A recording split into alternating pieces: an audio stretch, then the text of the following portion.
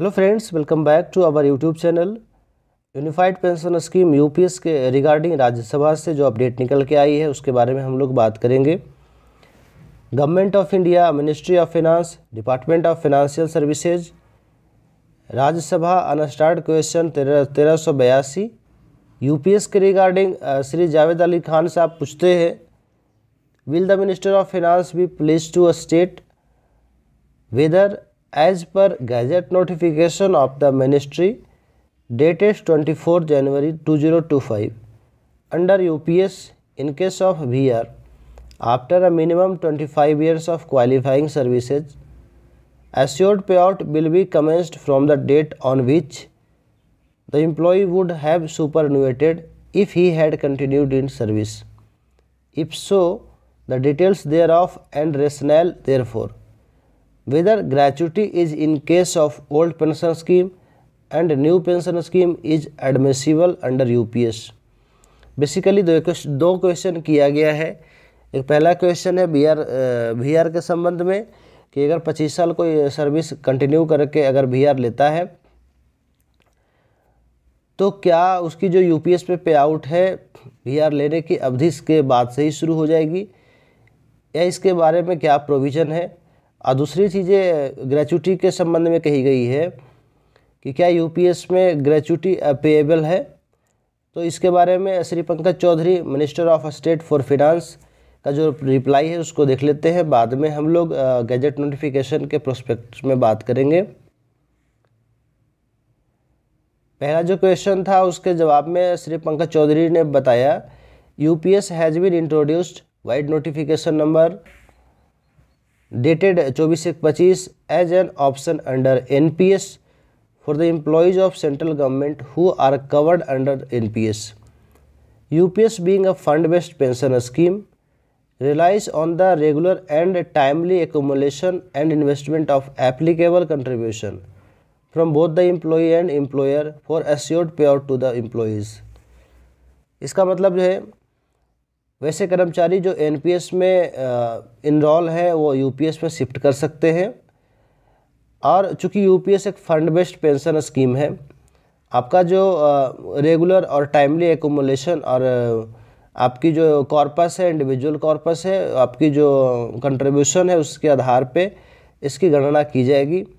पहले भी नोटिफिकेशन में बताया गया था कि जैसे आपकी इंडिविजुअल कॉर्पस कम होती जाएगी वैसे पेंशन की राशि कम हो जाएगी।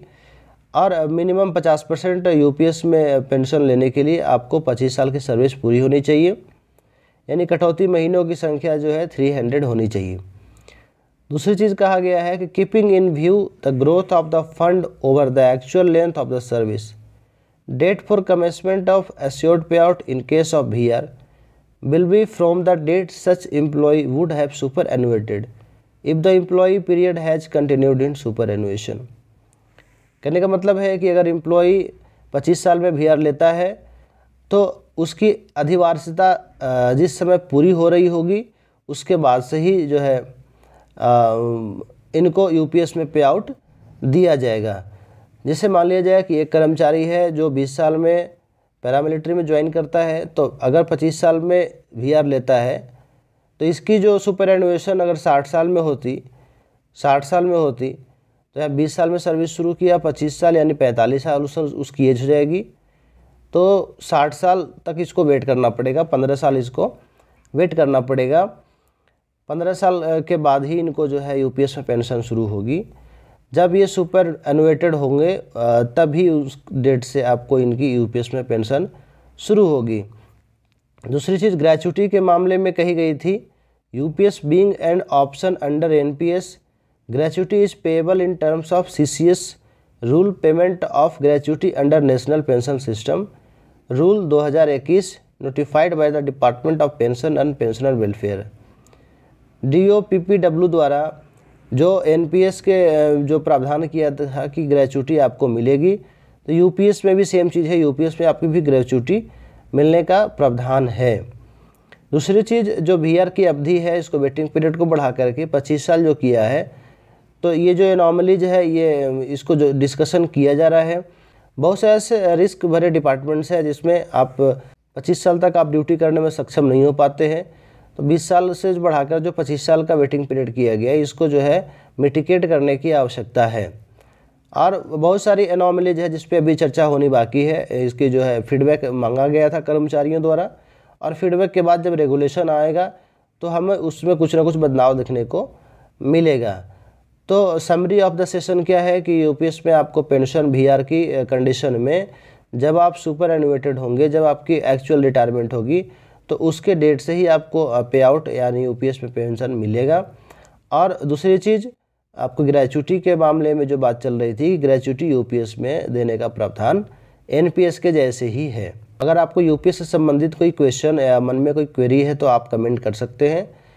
अगर आप रिटायर्ड कर चुके हैं तो आप अपना बेसिक और टेन्योर ऑफ सर्विस भेज सकते हैं। तो आज के लिए इतना ही। अगर आपको यूपीएस से संबंधित अपडेट रहना है तो चैनल को सब्सक्राइब कर सकते हैं। अगर जो भी चर्चाएं होंगी उस पर हम लोग बात करेंगे। तो अभी के लिए इतना ही, मिलते हैं अगले वीडियोज में। तब तक के लिए अपना ख्याल रखिए। Thank you.